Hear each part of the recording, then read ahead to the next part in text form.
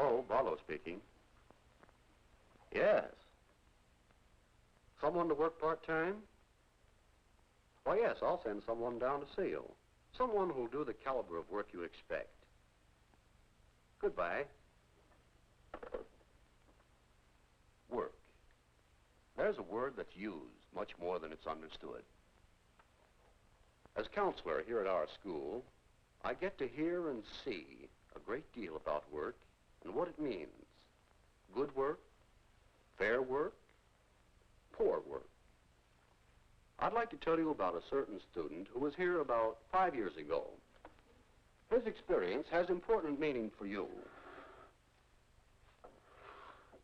When Frank Taylor started in his first real job, he had only a vague idea about work, his responsibility to his employers, and to himself. But suppose we let Frank tell his own story. It all started with a sign in the window of Canfield Shoe Store. Sounded good, a chance to earn money for some of the things I wanted. So I talked to Mr. Canfield. We got along all right and, well, I got the job. It wasn't bad for a week or so, but then I began to get bored. It was just put shoes away, day after day. Put shoes away. Put more shoes away. Nothing ever broke the routine. All I did was put shoes away. And then the pay I got. Huh. That wouldn't buy many of those things I wanted. The shoe business was no good. And just because I got to work a half hour late now and then, I didn't understand why Mr. Canfield should get mad. When I had a customer, it was tiny shoes on big feet. These didn't look right. These didn't fit right. These were too expensive. These hurt her feet.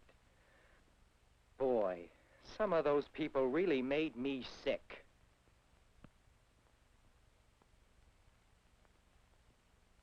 I didn't last very long. But then it was only a job. I figured I could get another job through the school guidance counselor. Well, Frank, I've looked over your school grades. I've checked the results of your personality and aptitude tests. I've spoken to some of your teachers. I think I have a job you should be able to fill. That's great, Mr. Barlow. The job I have in mind is at Mr. Canfield's shoe store. What is it, Frank? Well, I don't think Mr. Canfield would hire me. Why not? Because he just fired me. Haven't you got a different job, maybe, somewhere? Just a minute, Frank.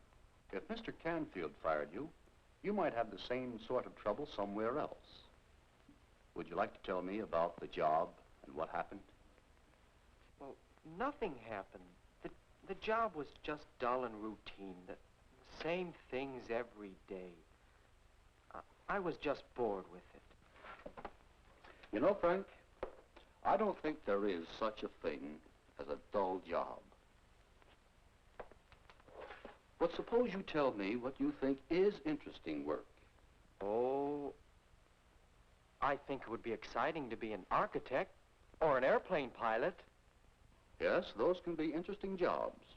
Or they can be dull and routine, too, depending on your mental attitude. Why do you suppose an architect finds interest in his work? Because he does something important.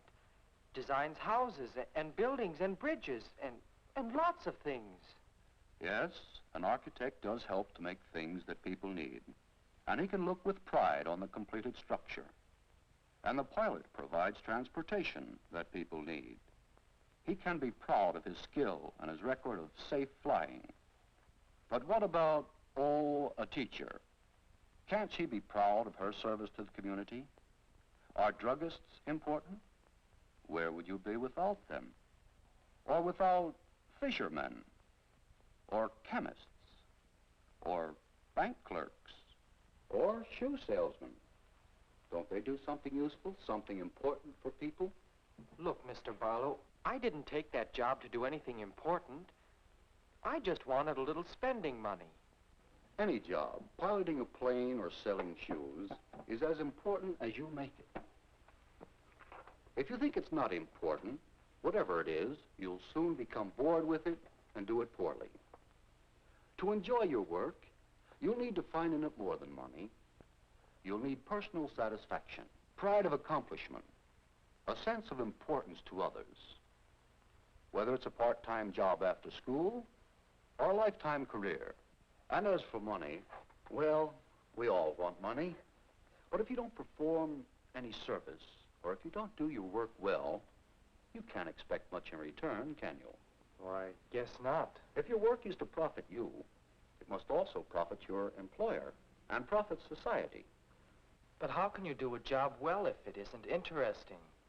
It wouldn't be much of a job if you couldn't find something interesting about it. Here, these are records of former students I helped get started in jobs. Most of them used to think very much as you do about jobs, but I'd like you to know what they think of their work now. Russell's my name.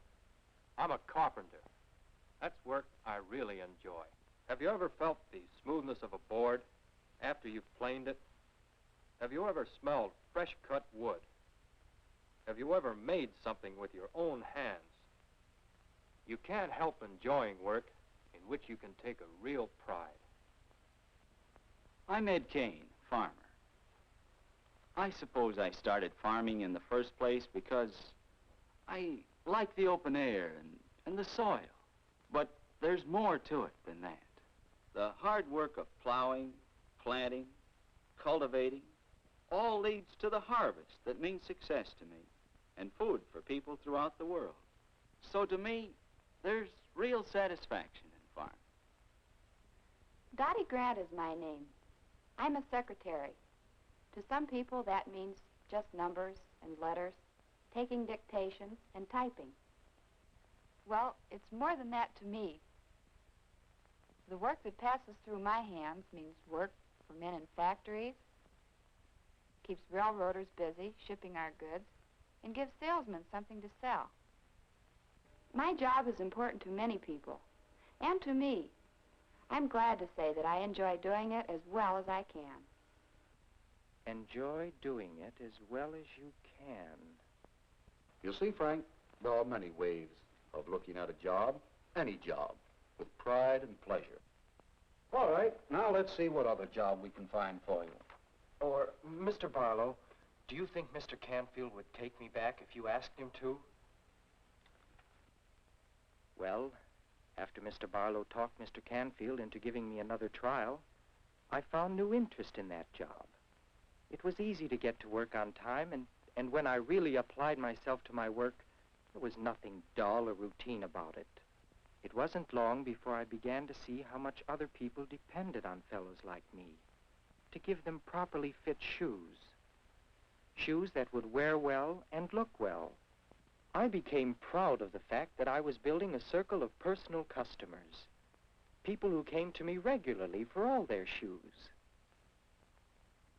So in him, Mr. Canfield was willing to give me more responsibility and more pay. It was no longer just a job. Because I had found interest in my work, naturally I did better work. I became more valuable to Mr. Canfield and to his customers, and of course, to myself.